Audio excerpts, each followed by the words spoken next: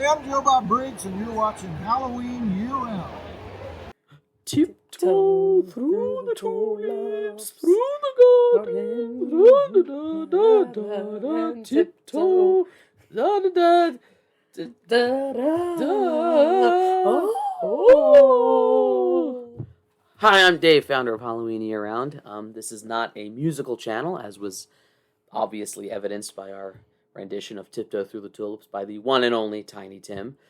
But we're going to talk about Insidious. So for this week's Dead Talk, I am joined by my lovely fiance Jess, because not only is it our anniversary this week, our 5-year anniversary, but it is a time to celebrate Insidious because it actually holds a very special kind of place in our hearts, in our relationship. You want to tell the story?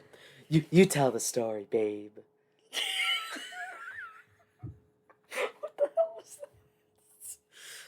that? Okay, I'm dead. You tell the story. Anyway, so it was like our first date, and we went to a play.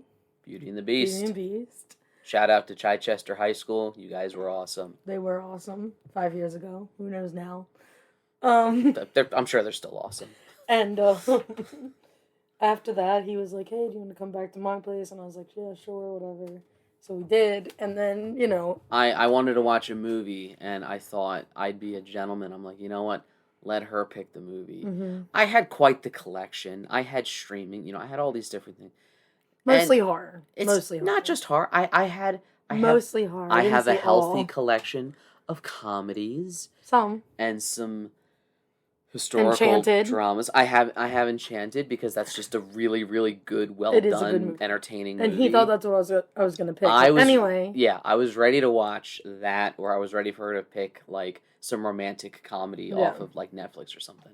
But tell them what happened. But anyway, I did not pick those. No, I picked Insidious 3. Because I was very excited because I'd already seen the first two. I believe in both in theaters. Mm-hmm. Third one I just missed somehow. And she's like, "You have Insidious 3?" Like, whoa, like I have to see that. And he was like, "Yeah, we're gonna watch it." And it was that moment that kind of started like, you know what?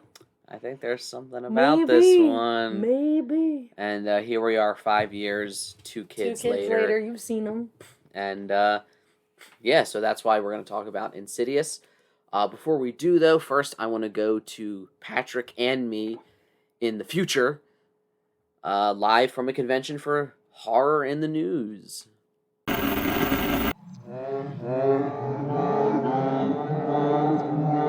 All right, here we are doing our news segment for Dead Talk from the Showboat Hotel in Atlantic City, as we are at New Jersey HorrorCon. So it's our first news segment, Field Trip. So let's go ahead and get started with this week's top stories. Kevin Smith has announced he's releasing his new horror anthology movie, Kilroy Was Here, as an NFT, and I have mixed feelings. I get that it's a cool, gimmicky thing. It's going to make history as the first movie sold as an NFT, but why? Just why? Yeah, I know, it is pretty weird. Then again, you never know. It might become a big hit or it might become a big flop.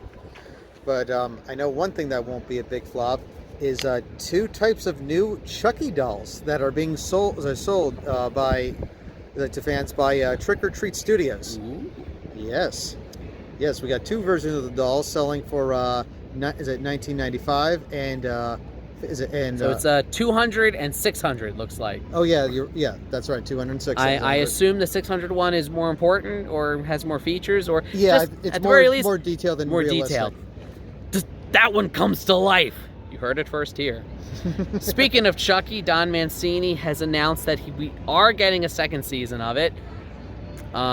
We did talk to, very briefly, Alex Vincent here at the convention. He said they haven't really started anything. It's really only just been announced, so nothing really on that yet, just that they are doing one. Well, that's good to know. And what's also good to know is for Eagle Eye viewers who watched the second episode of Moon Knight this past week, as I noticed that there was a QR code within the show on a storage locker. and which leads to a digital copy of Werewolf by Night, issue number 33, where the werewolf fought Moon Knight himself. Does that mean we might get werewolves in the MCU? Ooh, that would be cool. I would dig that. I love werewolves. Speaking of werewolves, we just got new images from the set of Rob Zombie's The Munsters. Nice. Something I am very excited to see. Something that we did ask Butch Patrick about while we were here. He couldn't say anything, but he did say that he's looking forward to seeing the movie. And so are we. Yes, certainly. And other things that we're looking forward to seeing is the fact that horror producer and Hollywood B-movie legend Roger Corman celebrated his 96th birthday this past April 5th. And we want to thank you so much, Mr. Corman, for giving us so many memories. And the dude's still making movies now. That's what's amazing. And God bless him, too. Speaking of my shirt, we are getting a Beetlejuice musical. Yeah! It is opening in New York City on Broadway, based on, of course, the classic Tim Burton movie. Not much else is known about it other than I may have to go up to New York to see it. That would be really cool. And that would be amazing. I mean, I've seen several unique musicals on Broadway myself, and man, Evil Dead got a musical at one point. Carrie got a musical. I saw that in Jersey once in Cherry Hill. Very cool production. And it's so awesome to see Beetlejuice. Bring on Beetlejuice. That's right. And also bring on a board game from 1981. That's right. The classic My Bloody Valentine. Ooh, it has just love been, that movie. Me too. It's one of my new favorite classics. It has just been released on Kickstarter recently from the awesome people of Fright Rags, which, as you can see. So we'll put a link to that in the description if you want to contribute to their Kickstarter. Yeah. That's it for horror news this week. Back to me, not in Atlantic City, but at home. All right, thank you, future Patrick and future me. Those are some very interesting news stories that I totally know what they are right now. No, I don't, because it was the future. Definitely. The magic of editing. Ooh. So let's talk about Insidious. Insidious, best horror movie ever. I wouldn't go so far as to say that. I would say yeah, that's what I would say. It's one of the best franchises, and I think that that's fair. So you have James Wan and Lee Whannell. They revolutionized horror with Saw. They basically spawned the torture porn subgenre. They did. Unintentionally so. That first Saw movie is a Hitchcockian thriller. Yeah. But then the sequels kind of get away from it, and all the movies that it inspires get away from it, and then you have the 2000s dominated by that. Right. So you think, oh, Lee Whannell, James Wan, they're I guess that's it for them. No, it wasn't. They were just getting started. Because then they do Insidious. And that's another big hit. And it leads to another. Not many, filmmakers can be credited with changing the genre twice. Yeah. Not the way once, that Whannell and Wan did. Because after, Insidious, you have another boom. You have Conjuring. You have Sinister. You have Deliver Us from Evil. Mm-hmm. You have The Possession. Which also Sinister is really good. Great movie. That's also another so really good one. It kind of jump starts this trend of supernatural demonic horror. Right.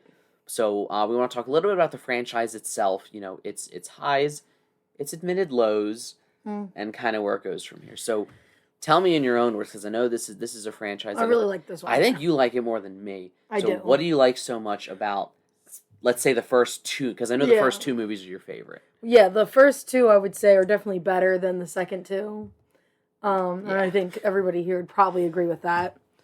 That goes for most series, though, to be honest. But so what is it about those first two? What I really like is, number one, they kind of changed. This is the first movie that you've already kind of touched it, where it's different. It's not the person. I mean, it's not the house possessed. It's the person. And that's something that both Sinister and Conjuring both also do. But Insidious, to my knowledge, they were the first one that did it. Right. And usually it's the house, and that's why the first thing they do is, we gotta move. And they do. And it continues anyway. I think I read somewhere Lee Whannell said that when he was writing the screenplay, he kept a list of haunted house movie cliches. and was like, I'm going to avoid every single one of them. Wow. So that's why it's like, oh, our house is haunted. The audience is like, move. And they did. They do. By the end of the first act, they moved into a new house. Yeah, it's like maybe 30 or 40 and minutes it in. still They already continues. moved. So I like that concept that they pretty much started that. Mm-hmm. But then other thing that I really, really like is, especially like in the second one, a lot of things are like overlapping, happening at the same time. Things from the first one that were kind of weird that you were like, oh, why did that happen? Is being explained in the second one. You're talking about a little bit with, and we're going to kind of get into spoilers here, so semi-spoiler warning for a 10-plus-old horror movie. But it's one that I think, like the alarm in the first one. Yes, the door alarm from the house. You see that scene again in the second one from a different perspective, and I feel like that's something that the Saw movies did really well. That I think Insidious is kind of borrowing. Not borrowing, it's the same a little creators, bit in the Saw movies too. But you see that where you see scenes in later Saw sequels that kind of give you a new perspective. Like, oh, Hoffman was at this place in Saw 2. And, Dr. Gordon was here, I think that was kind of what it was doing. But it makes for, I think you're right, I think it makes for a more interesting narrative. So what else? And that that they are connected in that way. That it feels like one right. That's like the number one reason I really like at least the first two. Mm-hmm. Then the third and the fourth one, they're still pretty good, but they just don't. Well, that's kind of what I want to. The mark. That's what I want to get into now. So we can all agree the first two Insidious movies kind of work as a great, two halves of one whole. I have issues with the first one. I'll get to that, but I kind of want to talk about the franchise itself. Okay. I think, and again, spoiler warning. Yeah. I think we can agree the biggest mistake that Insidious made was they kill off Elise way too early. In the first movie. The end of the first movie, she's killed off. And that was like a lot of people's favorite character. So when you kill off the favorite character and then you try to make a series out of it. To be fair, when they were like when they were making the first one, they might have only been thinking about the first one. They might have only been like maybe they didn't think, oh, this is going to be a huge hit. We're definitely going to make a sequel. I mean, I know how. Or maybe they didn't realize. I'm sorry, that Elise was going to be such a popular character. I think that writers and directors think about the movie at hand. And then I think it's the suits in the studios who are thinking about, if it does well, we're already going to greenlight a sequel before there's even... I mean, hell, look at the fact that Don Mancini, from the time Child's Play 2 came out, it was like less than a year before the third one came out. And he has freely admitted that Child's Play 3 is his least favorite movie in the series because he's like, I was out of ideas, and I only had like a month or two to write the script. So, how... Yeah, because the studios, they just care about... How could you possibly think that? So, I think that's partly why, if we just look at the first Insidious, that ending, it makes for a great, kind of twist, final scare ending. But... And that could have been it. It didn't have to be a series. But then if you are going to do a series, I think they regretted killing her off, and it's why they get away with it in the second one, where she's in the further... Yeah, and they're like, "Oh, she's dead." In the further, that's fine. That's why after that, all we ever get are prequels, which I feel like you get diminishing returns with. The fourth one I kind of liked because it was like about the house that she grew up in. It is. And I thought that was cool. It's interesting that it's kind of her personal story, and we meet her brother and her nieces. But I love how they make this big deal about how she's reconnecting with her estranged family, but then we the audience know, well, this only takes place a few months before the first movie, so I guess that was all for nothing. Right. It kind of sours that, because the fourth one really does try to have a feel good, Elise is reunited with her brother and her family, and she's reconnected with them because she misses her husband, and then in the back of your mind you're like, but she's gonna die in 5 months. 5 months. So that sucks. Awkward. Awkward, yeah. So, ironically, I guess the third one is my least favorite. Which is ironic because that's the one that we watched on our first date. Yeah. Yeah. Again, I don't hold it against it. The third one, it's Lee Whannell's directorial debut. Right. And like, he was just definitely, beginning. he's gotten better. Right. Look at Upgrade. Look Oh my gosh. Look at The Invisible Man. Both movies that I think we should do a video just on Lee Whannell. I would agree.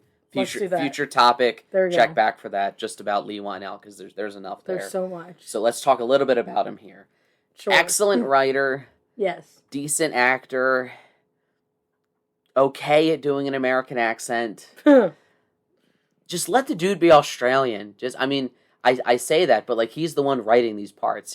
True. He could have easily. He could write himself as an Australian. Yeah, he could have easily written specs to be an Australian character. Like, why didn't he? Just a throwaway line like, "Oh yeah, well I moved here from Australia," or like something like that. Something like basic.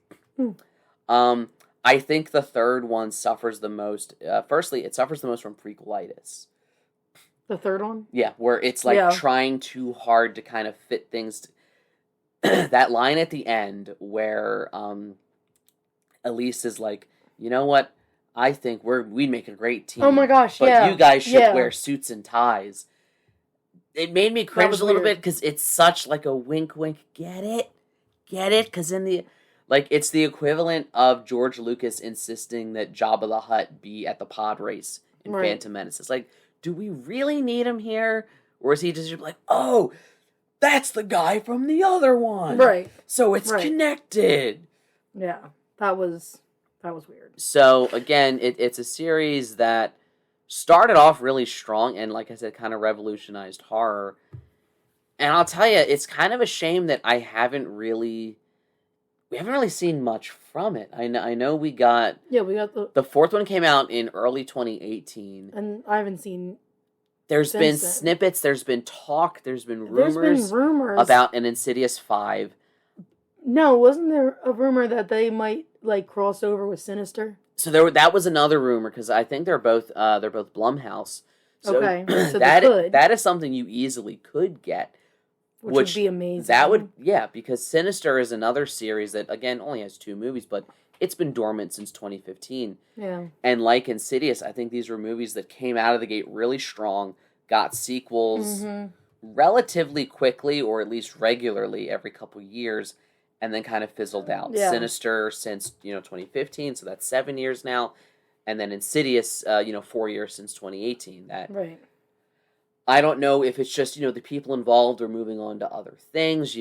James Wan had moved on from Insidious after the second one. He was busy doing, Furious 7, the Conjuring movies, Aquaman. One of the to date the biggest movie DC. He actually made Aquaman cool. I was not like Aquaman's usually I could do a whole episode just talking about Aquaman. Right. I'll spare you guys that here. That might be different. Just know that I could. But I think that the people involved, the people who made the first one's great, they're not really around anymore. So how would you even Well, I think that's part of the reason why the third and the fourth one aren't as good. Because he didn't even direct the fourth one. I forget who directed. Someone else did. But the third one's the worst one. It has the creepiest villain. The guy with the the gas mask. Yeah. And it has the most hilarious car crash scene I've ever. I realize how horrible that. It does. Let me. It sounds really bad. When I saw it in the theater, when Quinn steps down the street and gets run over, gets hit by the car, I burst out laughing. Not because I'm a terrible person. Well, maybe a little bit because you are. But it's just so random and just comes out of nowhere. It kind of does. Yeah. For a second, it feels like you're watching Wile E. Coyote. Right. Or something. That's what made me laugh. I wasn't laughing at, I was just laughing at the absurdity of it. Are you sure? Maybe a little. Yeah. But my point is that the third one suffers the most from that, Lee Whannell's a new director. You could tell that he was focused on, the script isn't as good as the first two, because I think Whannell, in the first two, he was only focused on the script and his acting. Right. He wrote it, he acts in it, and he directed it, so just there's a lot there.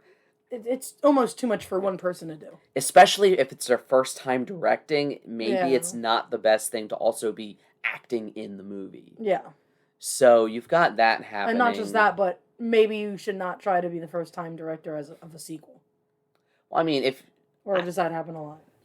I would disagree with that only because it was a franchise he understood. True. He had been. I think fair. Coming in to a totally different franchise, I think I would agree with that statement. Okay, that's fair. But in this one, it would be the equivalent of Lee Whannell saying, like, I'm going to direct, like, Saw 3 or 4. Another franchise that he started. Okay. One that he knew very, very well. So, I think by that point, prequels are tricky. You have to kind of have a reason to do them. And to our earlier point, Insidious kind of shot itself in the foot in terms of franchise building when, again, you don't have that, your main character, the character that everyone likes the most, the one that, Elise, who is not so subtly, I'm sorry, small tangent. I want to point out how it's kind of hilarious that James Wan makes, Insidious 1 and 2. Yes. And how, basically, Elise kind of just is Lorraine Warren. She basically is. Yeah. The story, and her husband is like Ed Warren. Her appearance, Isn't the dog named? So in Insidious 3, her dog is named Warren. Warren, yeah. And Josh's mom in the first 2 movies is literally named Lorraine. Yep. So I think it's funny how he directs a fictionalized version of Lorraine Warren and then immediately goes off and then makes actual Lorraine Warren in the Conjuring series, which is another one we'll have to cover sometime. Yeah, that'll be fun. That's one of my favorites. But comment below what you want us to cover. Yes, I tell them that every week. I'm serious. If there's a topic you want to hear about, if you want to be on the Dead Talk, if there's a topic you are particularly knowledgeable or passionate about, we'd love to hear from you. We'd love to have you on to talk about it. We can do a Zoom meeting and make it possible. We can communicate with you via The Shining. We could. We can't. We wish we could. But anyways, kind of the last thing, I don't mean to nitpick. I feel like we talked about how great this movie is, but then we've only been focusing on the negatives. So I want to talk about the last thing I don't like about Insidious, but then I want to finish up and talk about good things. I want to talk about the positive and kind of the good things that it did. All right. So, main thing I did not like about the first Insidious. It is a creepy, creepy movie, and you'll probably disagree with me on this. It is a creepy, creepy movie until we actually get to the further. When we hear about the further, when we hear about these spirits trying to get Dalton, when we just get a glimpse of the Darth Maul lipstick demon. The Darth Maul lipstick demon. I mean, he kind of does look like it's an old joke, but there's a reason it's an old joke. I mean, yeah, he does. He is scary as hell. And it's just a quick... But then the second you get to Josh going into the further, it kind of takes away that air of mystery, and then especially when his lair looks like the set of a Tim Burton movie. Yeah. And it just, and then each movie on kind of features the further more and more and more. I thought it was creepier before they got there. When you didn't know what it actually looked like, when you couldn't see all the details of the demon. Exactly, the whole in your head. You couldn't make it up. The less is more approach. Yeah. I think that The Exorcist would not be anywhere near as creepy as it is if you actually had a scene where they go into another dimension and there's Pazuzu sitting at his little, razor sharpening sewing machine. Razor sharpening sewing machine? Because he's got the foot pedal going as it's spinning. Yeah. And so it reminds me of a sewing machine, but he's also sharpening. I'm sorry, I don't know what that machine is called. If you know what it's called, please feel free to correct me in the comments, and I'll still pretend I'm right. He will. So, It's usually not right. I just mean that, like, once you see that, it kind of takes away from it. All that said, I don't want to take away from the fact that Insidious is still one of the most influential horror films of the last 2 decades. Yes. It is still brilliantly written, brilliantly acted. Patrick Wilson, I actually like him better in the Insidious movies than I do in the Conjuring movies. He's a great Ed Warren. He's very wholesome. He's very, he's just an all-around good guy, and you love to see him and Lorraine, and you root for them. I like to see him tap into his darker side. Yeah. And that's one of the highlights you get, really more so with the second one, which I believe you said is your favorite. I think the second one is my favorite, yeah. Now, why would you say you like it better than the first one? Because, again, you get that, like, almost explanation, overlap of things happening that, like, you didn't really know. Like, but I also, I don't know. On one hand, it's cool that you didn't know in the first one, because it kind of adds to the horror. But for the same reason, I think that Rob Zombie's Halloween is better than the original. It's like you get that explanation. Fighting words on the internet, and before you say anything, it's like you get that explanation. We will do that as a topic. We will. We will do that as a topic. For the same reason, it's like you get that explanation as to why the door alarm goes off and like that, and you kind of see like that guy who was at the baby's window a little bit. You mean the one that looks like me if I shaved? Kind of, yeah. And a few other things that when Josh is a kid and he's like, oh, it's over there. And they see adult Josh there. Yeah, and like in the background, and he's like, oh, and they're like, oh, he was showing him something. And yeah. I mean, yeah, it's a very cool. It's a cool setup, and unlike a lot of horror movies, Insidious, it does a lot of world building, which I do find fascinating. Again, I love just seeing. I don't know. I like serial killer Patrick Wilson. That's kind of my highlight of the sequel. I loved that. I know we talked about Aquaman earlier. I love that in Aquaman there's a scene where he like betrays another one of the kings under the ocean. Yeah. And he gets this creepy look in his face, and I'm like, that's the same look he had in Insidious 2. It was. It's the same. It's the same creepy face. Yeah. That's like his creepy face, I guess. So I guess, to sort of wrap things up, where do you hope to see the franchise go? Where do you think it will go? They are two different It's been 4 years, so I don't know if it's going to go anywhere else. I mean, it had been 3 since the previous one, and, the whole... So maybe, but I don't know. Worldwide pandemic and quarantine certainly... delayed, so true. It could have. So maybe we'll see. I would like to see that rumor of Sinister and Insidious crossover. You want to see Elise in the further up against Bagul. Yes, I think that would be a cool like crossover movie. I don't know, like because again they killed Elise, so like I don't know where else they could even go with Insidious other than prequel. Can they pull a Marvel where she's just like miraculously alive again? Maybe. I mean, they in the second one Marvel did it. No, DC did it. I know, but Star Wars did it. Lord of the Rings did it. Okay, that's enough. Why can't Insidious do it? In the second one, her husband dies, and she's like, "Oh, you're not supposed to be here." No, that wasn't her husband. That was a friend of hers. Not her husband. I'm sorry. Her husband been dead. Yeah. Her friend, I'm sorry. He dies. And she's like, oh, you're not supposed to be here. And then he's like, not dead anymore. So wait, the whole time, it's like, oh, you haven't been supposed to be here. Or like, I don't know, like, if you die and go to the further or whatever, do you get like one pass to like let one person go back to life or something? I don't know what the bylaws of the further are. Because like she's like, oh, you're not supposed to be here, and then like, and how did she know that? I don't know. It's weird. Like, yeah, it'd be cool to see.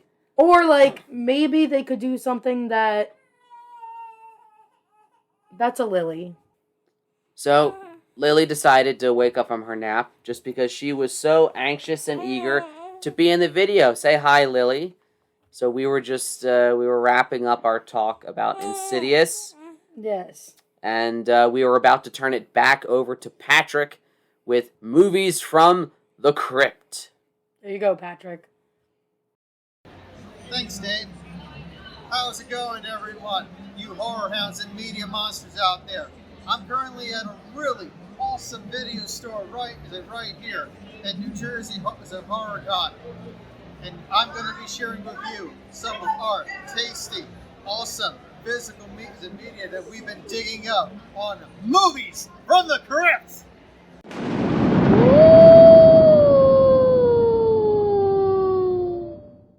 So, currently, it turns out that Dr. Jekyll and Mr. Hyde, you know, that 1941 classic that I highlighted last week, the date just got pushed up. It isn't October anymore. Instead, it's going to be May 17th. That's right, from Warner Archive. The classic Dr. Jekyll and Mr. Hyde's film based on the Robert Louis Stevenson novel will be coming out on May 17th. So definitely be sure to check that one out.